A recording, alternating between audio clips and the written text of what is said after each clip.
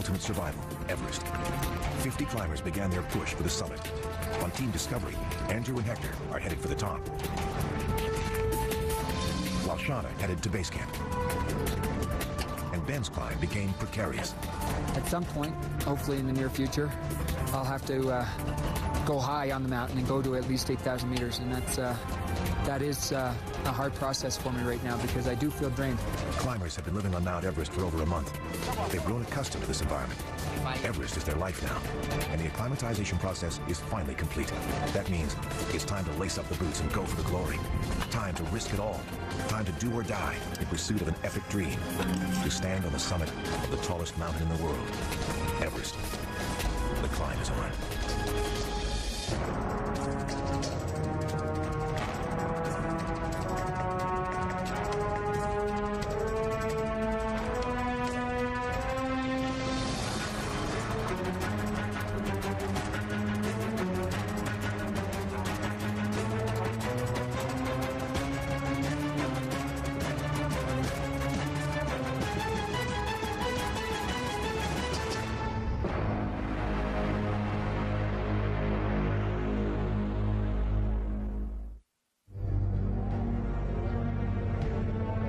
Andrew Locke and Hector Ponce-de-Leon, Team Discovery's 2 professional climbers, have made it to Camp 3. Tonight, they'll get as much rest as possible. Tomorrow, they'll head to Camp 4 and then the summit. After all the hard work it took to get here, you'd think this would be the most enjoyable part, but... This is probably the night when you think most of home and where you'd rather be than up here on the mountain.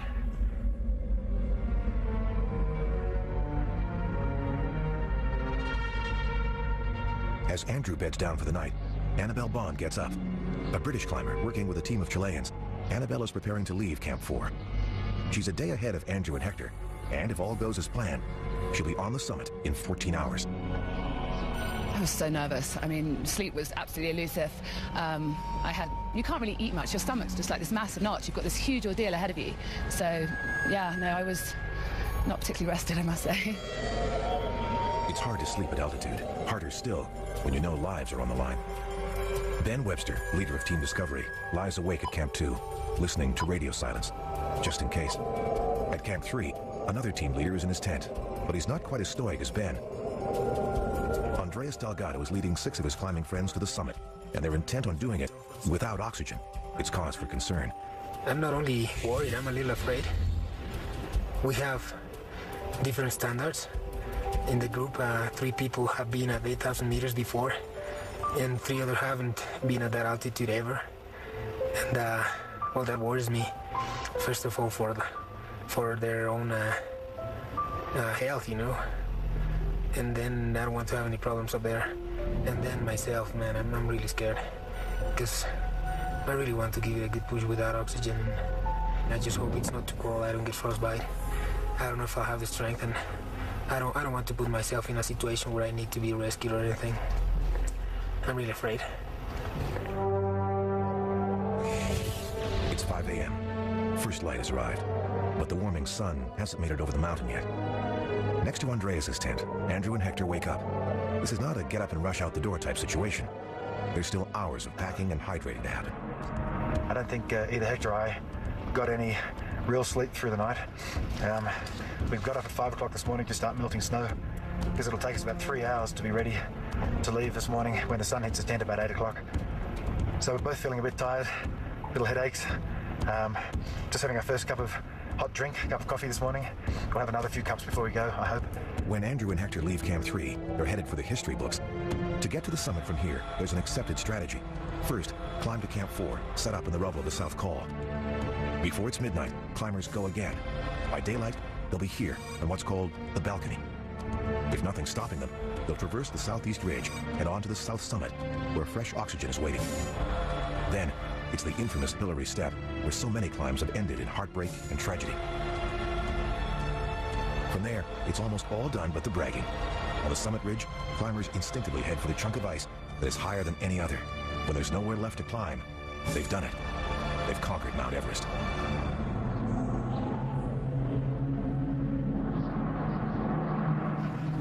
Annabelle and her team are on the balcony, not moving. A human traffic jam has stopped all the climbers cold. Every team here hoped that someone else would be up early, attaching safety lines. That didn't happen. So, with limited oxygen, in deadly temperatures, progress is at a standstill for 30 climbers. There's no rope and we're breaking trails, so it's really, really slow. Then there's a huge jam up here. There's tons of people, and it looks like we're the only people with rope.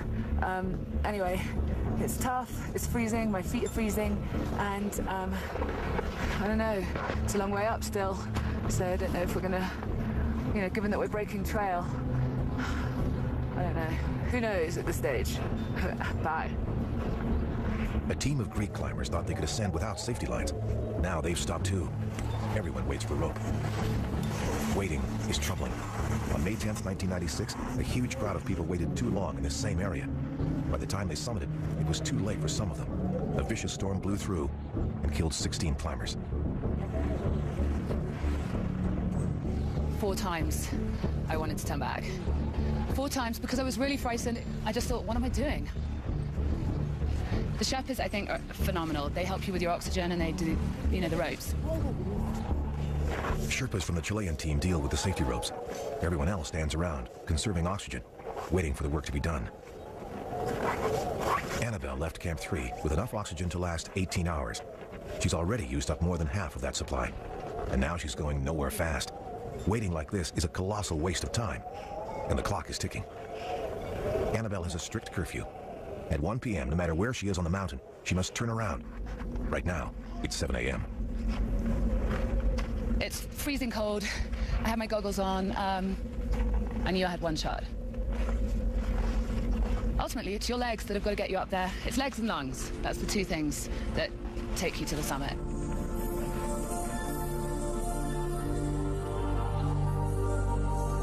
Over 1,000 meters below Annabelle, Hector finishes bundling up his feet. Climbing above 8,000 meters is like walking on eggshells for Hector. 6 years ago, he got frostbite so bad, part of his big toe had to be amputated. By sheer coincidence, the man Hector was climbing with when that happened is camping beside him today. Andreas Delgado now climbs with Tom Masterson, a 58-year-old mountain guide from Colorado. Andreas and Tom are climbing without oxygen. Both have been to Everest before and feel that summiting with bottled gas is not challenging enough. Every climber comes here for a personal reason. Andreas is here to embrace the pain. I want to believe, I don't know if I'll be able, but I want to believe that I'm capable of controlling that anguish that you feel, and that I'm strong enough to deal with the lack of oxygen. Discovery 2 to Andreas, over. Go ahead. Are you guys still planning to all go without oxygen all the way to the summit, over? Yeah, there's some backup plans, I would say. Each one of us is gonna have a Sherpa, and the Sherpa is gonna be carrying 2 bottles of oxygen for those who start from the South Cone without oxygen. And I am the only one who is starting without oxygen. If I don't make it without oxygen, I just turn back, over. Okay, sounds like you got quite the plan ahead of you. So best of luck. You guys have a good day climbing, stay safe. Discovery 2 out. Thanks, Ben. It takes the average climber 8 hours to arrive at Camp 4. The day begins with a daunting wall of ice, a so-called heart starter. For rookies, the sight of these ruined tents might be a heart stopper. But for Hector, it's just part of the landscape. Besides, he's got his own problems to focus on. There's a little wind, but it's not bad really. What is really bothering me right now is my feet. They are very cold. So I'm trying to warm them by moving them. And I hope now that the sun is hitting us, they'll get warm. Pounding his feet into the ice to encourage circulation, Hector plods off to Camp 4. If he started breathing his bottled oxygen, his circulation would increase, but he can't afford to dig into his supply just yet.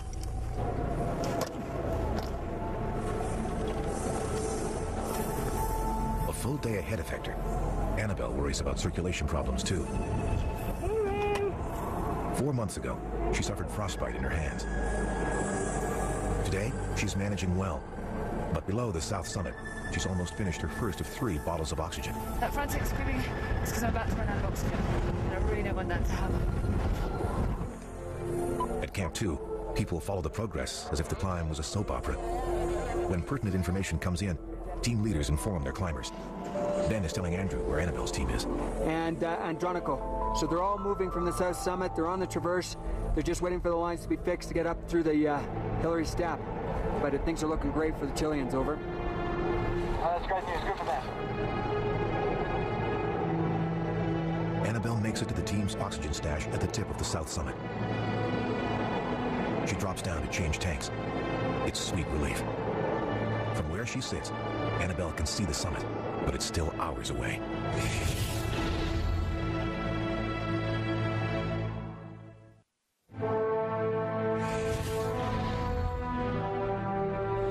On Mount Everest, half a dozen climbers are leaving Camp 2, headed up the steep Lhotse face. At the back of the pack, a high school principal named Will Cross struggles like his day is finishing when, in fact, it's only just beginning. Will, a diabetic, has climbed the highest mountain on 4 of the 7 continents, and he's skied to both the North and South Poles. But Mount Everest is tougher than anything he's ever experienced.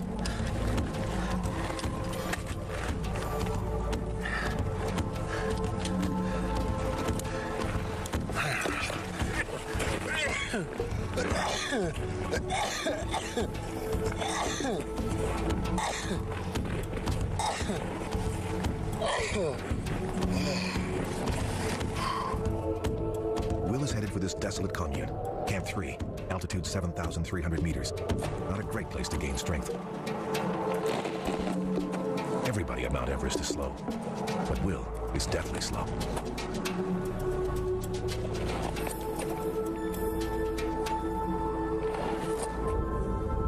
High above Will, Andrew uses 2 safety ropes to pull himself up the mountain. 60 years ago, the summit of Everest was as elusive as the moon. Today, with well-established routes and plenty of guidelines, over 1,200 people have made it to the top. A lot of people say that Mount Everest is very easy. It's been climbed a lot of times. I'm one of the more experienced high-altitude mountaineers in the world, and Everest still brings me to my knees, gasping for breath. So, is it an easy mountain? I'll let you decide.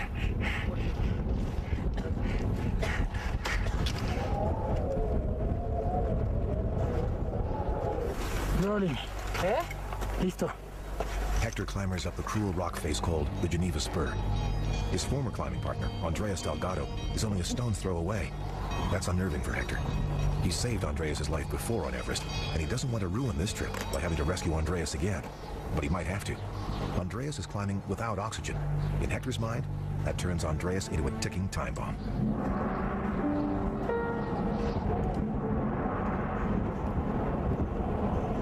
Annabelle Bond has made it to the Hillary Step.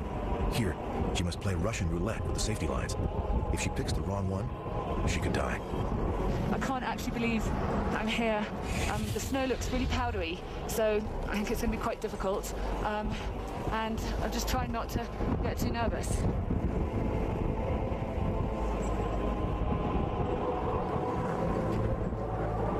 Annabelle is higher than any other mountaintop in the world. To her right, she has an awesome overview of the Himalayas. Straight above her, she has just 60 vertical meters to go until the summit.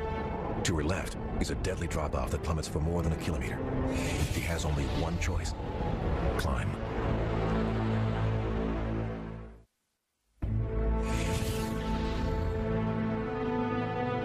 In the last century, almost 200 people have died trying to climb Mount Everest. Annabelle Bond and the man who invited her here, 50-year-old Chilean bank owner Andronico Craig, have both made it to the summit ridge. With their teammates proudly waiting for them, Annabelle and Andronico take their last few steps to glory.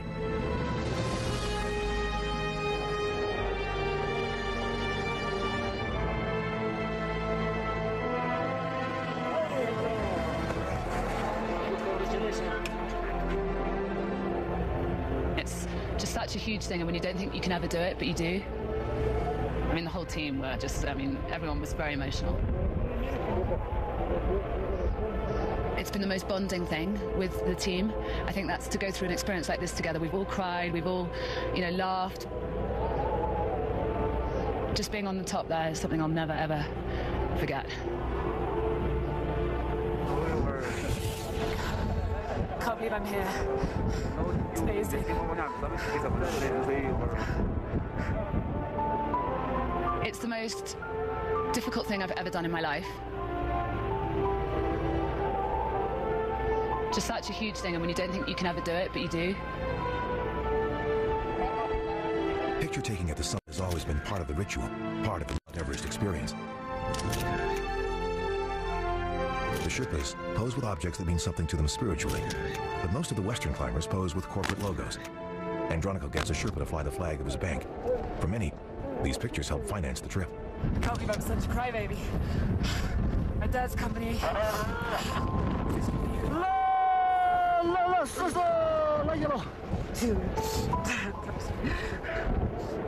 8,848 meters above sea level, Annabelle Bond is on top of the world. I think most people are in shock that I've made it. I don't think people can believe that I've actually done it, which is a nice thing. It's good to surprise people rather than to have them expect you to do it. Annabelle is ecstatic, but she's on the most inhospitable piece of land on Earth. Getting up Mount Everest is just half the battle. She still has to get back down, alive. It's been a really difficult climb, and I can't even bear to... I can't even bear to think about going down. It just seems like hell.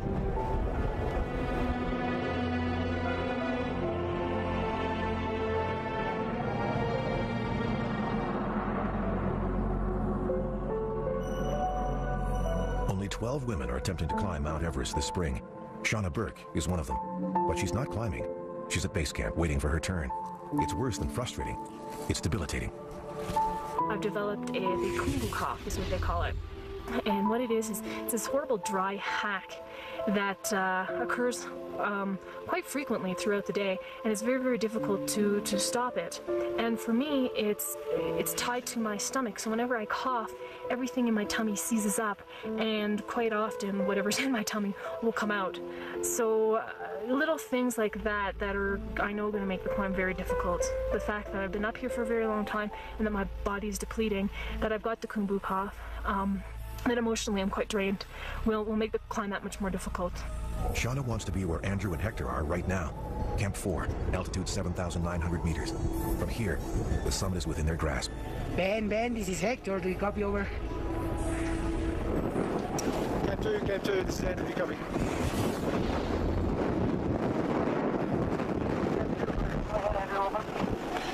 G'day, Ben.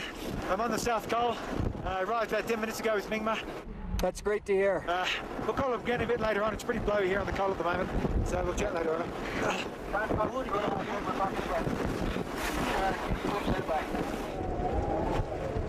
Camp 4 is in what's called the death zone. At this altitude, every climber is literally dying. They can't digest food. They can't sleep. They can't get enough liquids. Human organs are breaking down. People will leave all through the night with the goal of reaching the summit tomorrow morning. For most, it's a 14-hour climb in good conditions. Although today was a very good day, very few of the parties that came up last night actually went for the summit. They stayed here today, which means that tomorrow will be even more crowded. Hector and Andrew have very different strategies. Andrew will climb through the night slowly and surely, while Hector will rest through the night. Tomorrow, he'll climb like a locomotive. We'll have a group leaving roughly 10 o'clock. 4 hours from now, with Andrew taking off with Mingma, and about maybe 5-6 hours later, Hector's going to take off with Gelu. Hector's plan is highly unusual. He wants to leave in the morning light. For most climbers, that would be suicide, because they wouldn't be able to reach the summit until just before dark. Hector, though, can climb at breakneck speed, and his Sherpa companion Lakpa Gelu is faster. He holds the world speed record for summiting Everest. Their plan has an advantage. Leaving in the morning will mean a much warmer climb. I've always been very concerned about frostbite, and the chances that you're getting cold feet by spending, as I say, 8 hours in the dark are higher than if, let's say, I left at 4. It's only 2 hours before the sun hits me. Andrew gets his oxygen ready.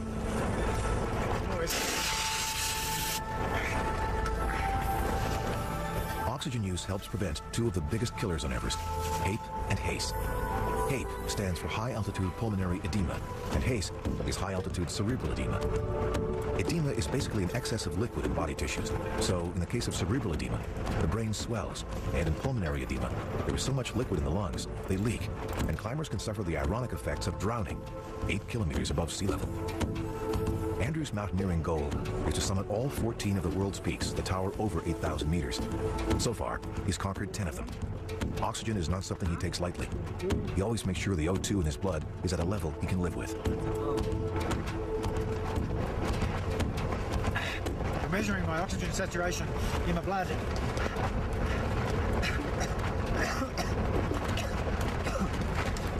My pulse is 101.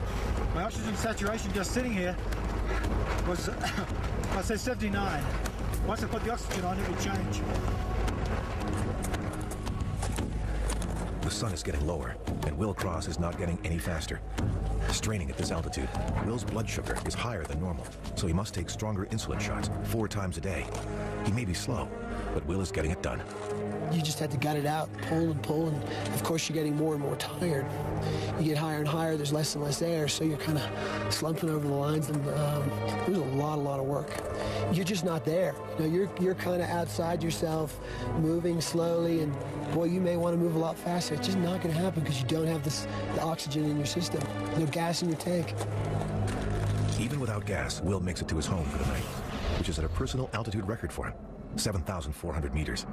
Never been that high, so no, I really didn't know how I would react. I just knew it would be painful. For sustenance, he inhales the meal of choice for most climbers at this altitude. Heavy doses of oxygen. That's what we're having for dinner.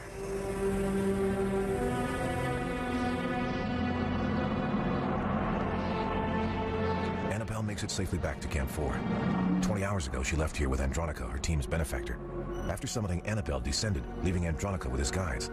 Since then, that whole group has lost radio contact, and by now, Andronica must be out of oxygen. For some summiters, their pride is short-lived.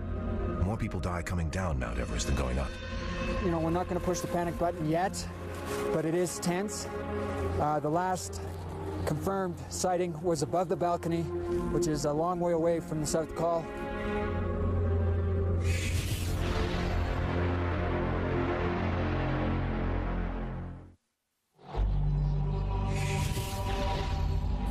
On Mount Everest, you climb when you have to, not when it's convenient. To begin his summit attempt, Andrew Locke prepares to set off into the frozen darkness. It's just after 9:30 at night, and I'm about to set out for the summit from the South Col, together with Mingma and Galjan, but it's cold, and we need to get on with the job. So I'm going to throw on my oxygen mask now and start the climb from the South Col here at 8,000 meters. There are 7 teams at Camp 4. All are headed for the summit tonight. That makes Ben nervous. He's afraid of crowds, especially in the dark. The big concern is that absolutely everyone left at the exact same time on the push, according to Andrew, which means you have everybody and their dog at the exact same place on the mountain, which means that there's this huge cluster of people. Angelica, yeah, congratulations. Andrew. Oh, Andrew. Thank you very much. Fantastic. Andrew stumbles upon Andronica, who is barely alive. When he ran out of oxygen over 4 hours ago, Andronica clung to life by concentrating on his family. A long day for you guys, huh? Yeah. Much to learn. It's amazing, huh? You know? What a fantastic job. Keep climbing with me. Congratulations. Thank you very much, Arthur. How do you feel now? Good for you. Thank you. You know, look. Good luck. Thank you. The weather tonight is perfect. Light winds, a bright moon, minus 30 degrees Celsius. Andrew has been climbing for 6 hours. Hector is just taking off. Hector loves it here. Not this location in particular, this altitude. It's always fascinating. For me, breaking the 8,000 meter barrier is like stepping into a different reality, into a different planet in every way you can imagine it.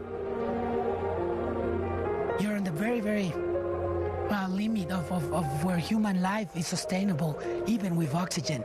So all of this adds up for as I said, an experience that just doesn't compare to anything. It's just beautiful.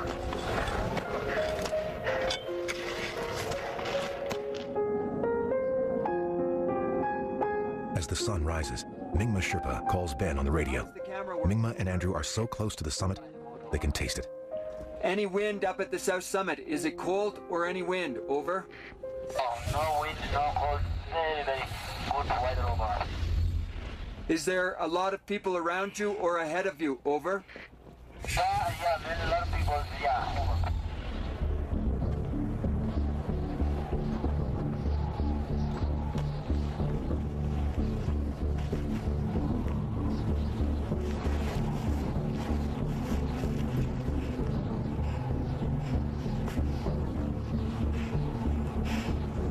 Traffic jams at this altitude can be deadly. Inactivity promotes hypothermia, poor circulation, and bad judgment. But Andrew, a two-time summiter, doesn't seem concerned. I'm sitting on the south summit of Everest. Got here about 10 minutes ago. So it's been quite a long slog, and you can see behind me that it isn't over yet. We have to traverse across a very sharp ridge to get to the Hillary Step, which is a short rock buttress on that sharp arête that you can see in the background. And from there it's about another 100 meters of climbing to get to the true summit. When Sir Edmund Hillary made his way up this rock face in 1953 with his Sherpa partner Tenzing Norgay, no other mountaineer could make it. Today, there's a stagnant pileup of climbers waiting on the Hillary Step. Further down the mountain, Andreas has stopped moving too. Mount Everest doesn't suffer fools gladly, and people who climb without oxygen often pay a serious price.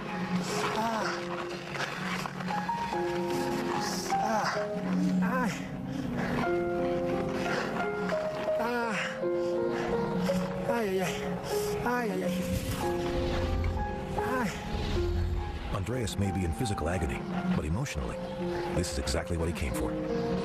Everybody's got its opportunity to suffer up there. Some people need to suffer higher to understand, some people need to suffer lower. Some people are so smart they don't even have to suffer up there. That's the essence of mountaineering. You're free to do whatever you want up there. Behind Andreas, the team he is supposed to be leading walks on by. Everyone except Tom has sucked in their pride and is now breathing bottled oxygen. Andreas refuses to compromise. This married father is determined to risk his life. But here comes his safety net. Even though Hector left camp 6 hours behind Andreas, he's caught up with him. Hector wants to blow by his old friend without a second thought, but he's not that kind of climber. He slows down to monitor Andreas' health, knowing that he has a habit of pushing himself to the brink of death.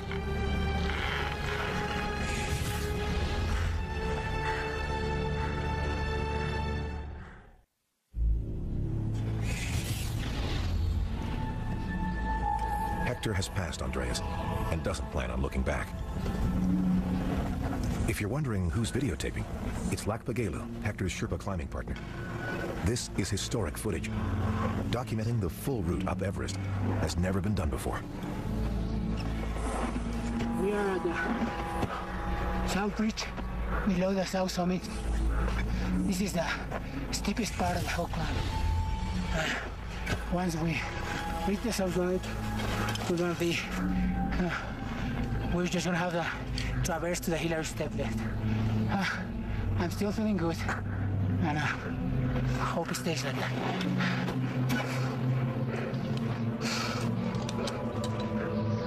Hector is climbing like a man on fire, but it doesn't look like he's going to make it to the summit alongside his teammate, Andrew Locke. Andrew is at the top of this line, about to step onto the summit ridge. I've just climbed out of the Hillary Step, which was the last technical difficulty before the summit. From here on, it's pretty much a snowplod for 45 minutes or so.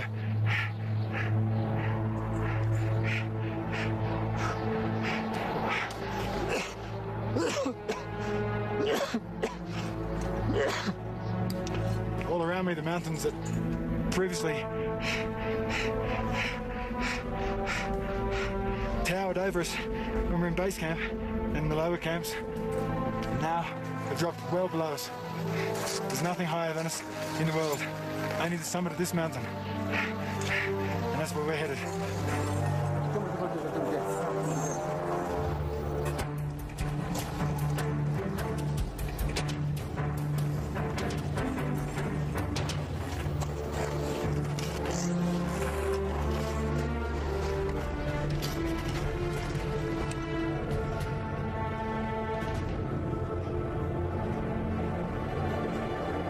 Along the summit ridge of Mount Everest is the red carpet of mountaineering. From here, it's a prestigious, emotional quarter-kilometer-long trek to the pinnacle of all mountains.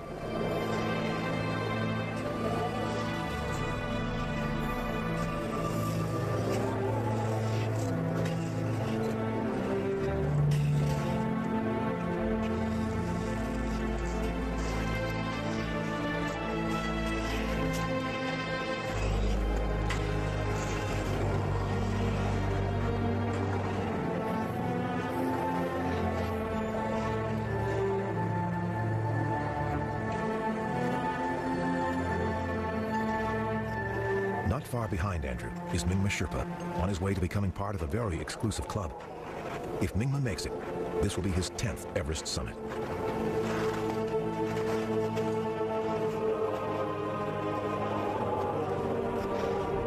Well, we've done it, team. We're on top. There's a very nice view from up here. Great job, buddy. Great job. Congratulations. How are you feeling, over? Oh, tired. A little bit emotional, actually. I didn't ever think I'd be coming back up here again. It was quite a slog. I think we're all absolutely trashed, to tell the truth, but God, it is an absolutely fantastic feeling.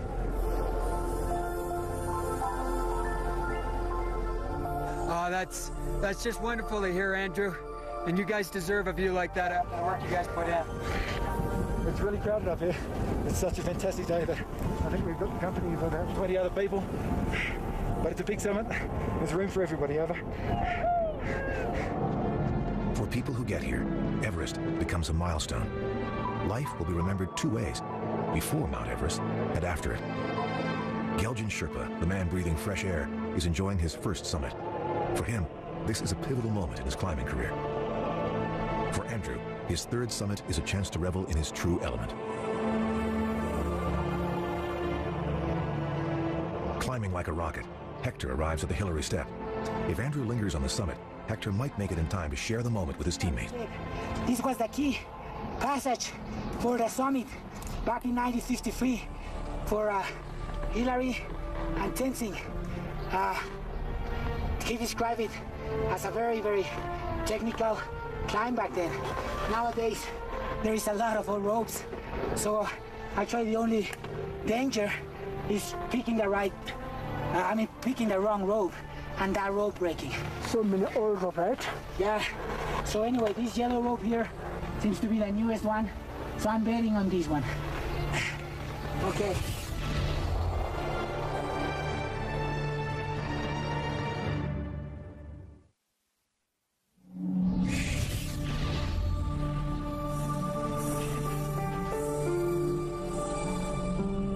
Mount Everest without oxygen, Andreas Delgado is courting disaster. On the southeast ridge, he's so exhausted he needs to rest after every single step. Hector Ponce de Leon, on the other hand, is healthy and happy, just a few steps away from his third successful trip to the summit of the world's tallest mountain. Hector got from Camp 4 to here in a blistering 6 hours. Yeah. Summit.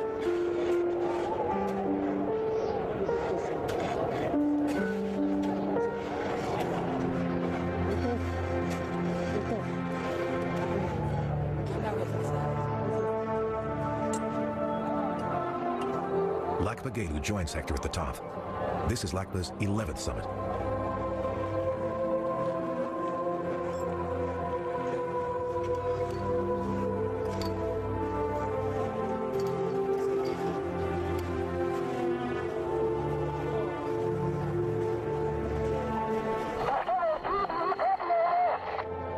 This is Discovery 2. Go ahead, Hector.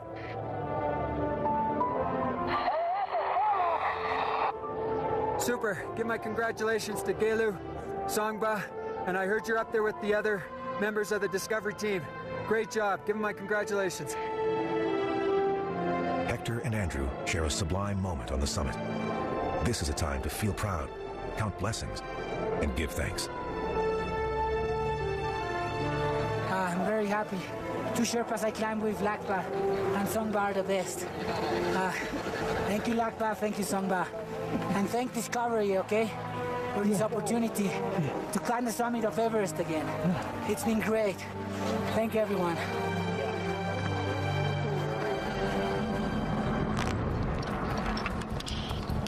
On the next episode of Ultimate Survival, Everest, Will Cross goes for the summit. The Discovery team performs a daring rescue. And when they finally go for the summit, all right, here's the situation. Ben decides that Shauna will have to climb alone. Give me 1 minute.